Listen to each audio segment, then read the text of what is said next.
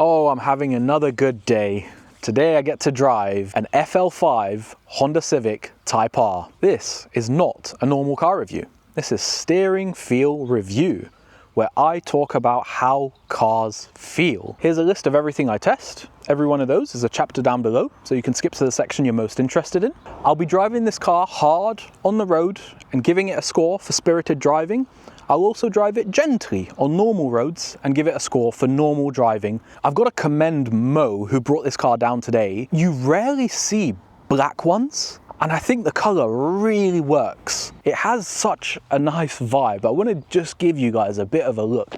Imagine that in the rear view mirror behind you, the chiseled chin. There's so many cool details too that you don't really notice. These little vents, which are functional, little vents behind the wheels. I don't know how I feel about the wing and the triple exhausts.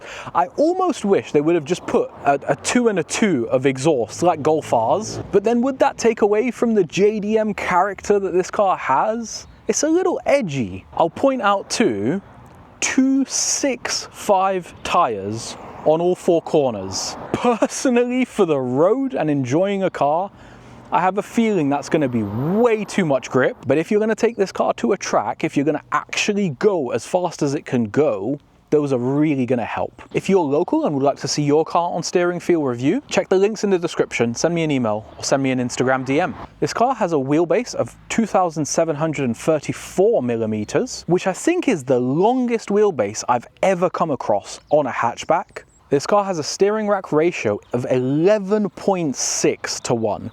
That is the fastest steering ratio I think we've ever had on Steering Feel Review. The spec will never tell you how a car feels. The only way to learn that is to take it out on the road, starting with spirited driving, FL5. The brakes give confidence. I mean, we're on a 265 tire here. I will never get this out of shape in a million years.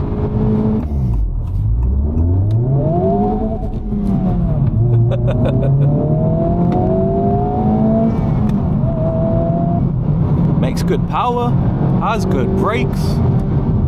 I bet this is a rocket ship on the track. Favorite corner. Little bit of tire squeal. Let's get into the Steering Feel Review. Directness first. Directness is a measure of how responsive the steering is. It's modern and quick. Let me see if I can wiggle us. Yeah, that's already wiggling us. And that there is the slop. That's very direct. In corners, it feels very adjustable and pointy. Yeah, even that tiny little bit we're wiggling around this corner. That's quite impressive. This rack is fairly direct on the dead ahead, and in corners gets even more direct. I really like that character.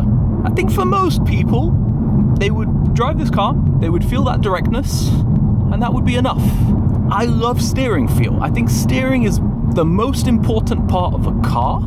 There's a few things that have slightly disappointed me, but it's not that bad. Let's talk about the weighting. Weight is all about how light or heavy the steering is, and how that changes the harder you turn the steering wheel.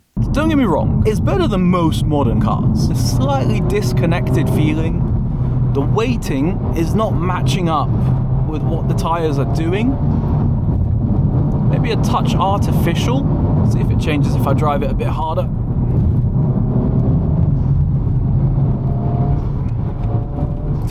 It's just a bit numb, it's just a bit disconnected. It's a very capable, competent car.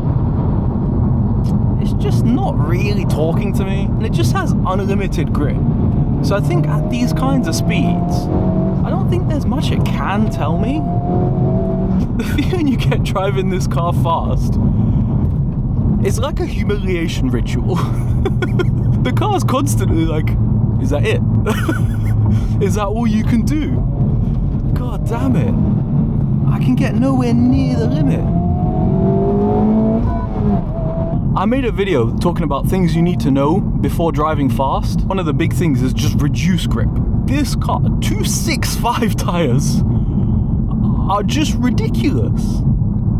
Okay, on my track wheels, maybe I want a 265 tyre to decimate the GT3 RS's. Because I bet you could do that in this car on track. But I don't want this on the road. This is far too much grip.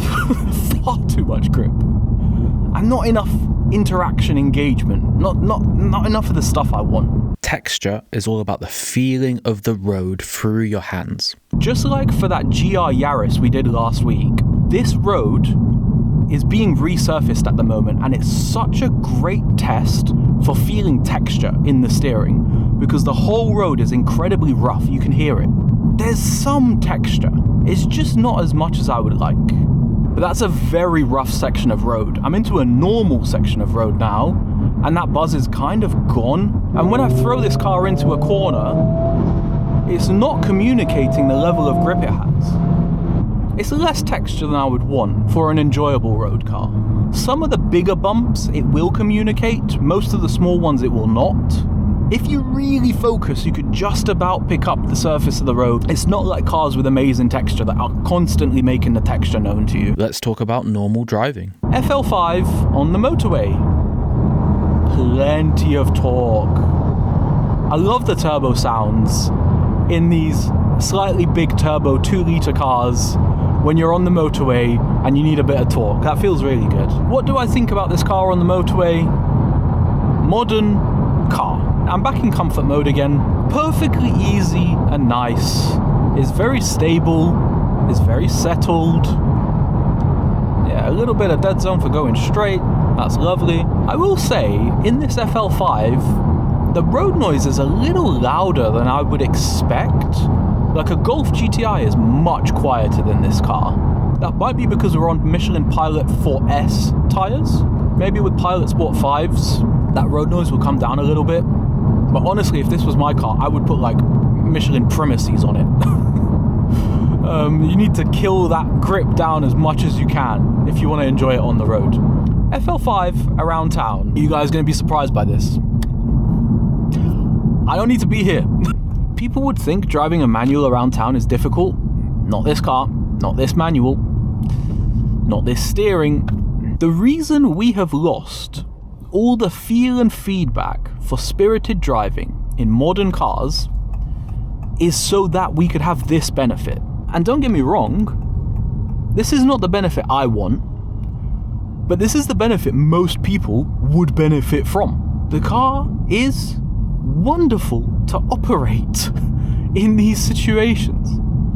What is the self-centering like? A little slow, okay. What is an FL5 like to park?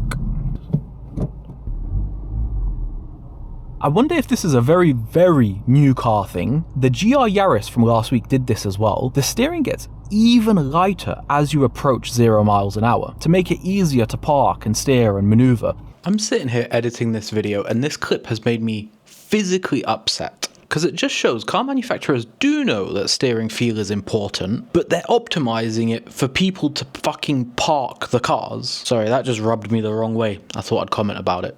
Conclusion and the scores. I'll tell you about the car as a whole first. I think I'm lukewarm to cars like this, but for most people, this might be one of the best cars you can buy. It has all the power you would ever want. It has all the grip you would ever want. And on track, I don't think you need that much skill to be like genuinely one of the fastest people on the track day if you're driving this car, which for a lot of people is a benefit. This interior is one of my favorite modern car interiors on the market. This steering wheel is lovely. The fact it's Alcantara is so elite for me because I have like the sweatiest palms on the planet. The seats are genuinely some of the best I've ever experienced in a car. Supportive, comfortable, you can get low enough. This gearbox, I cannot believe this is a modern gearbox. It feels mechanical and engaging. It's great. This might be controversial. I think this gearbox is the best part of this car. Like, you don't get that level of engagement and feel and feedback in many cars. I think this is the best part of the car. Yaris GR is maybe a touch better. MX-5 ND is maybe a touch better. S2000 is maybe a touch better, but that's a small list of cars that compete with the shifter feel on this car. On the move, maybe the interior is a touch noisier than I would want, but it's a small niggle. It's really not that bad. And if this is your only car, I cannot think of many cars that are better. If you've got to drive to work and pick up the kids from school and go out at 5 a.m. on a Sunday to a mountain road and go to the track and keep up with some GT3s. There's not many cars I can think of that can do all of those and excel in all of them in the way that this car does. The slight bit of disappointment for me is the steering. So let's talk about the steering scores. For spirited driving, I'm giving this a 5.5 out of 10. I just wish it was more engaging, offered more feedback, gave me more. It's very direct. The weighting is just ever so slightly above average. There's a little bit of something going on as you throw this into corners, but it's a little unnatural. It's not as much as I would like, but at least it's trying. The texture, I would say, is perfectly average. There's a little bit, there's not much. What about normal driving? This car's a 7 out of 10. It's great. I think it's just behind Golf GTI, but it's very close and excellent for daily driving. If I'm honest, every Honda Civic Type R I've driven so far has been somewhat disappointing, but they're very good all-rounders.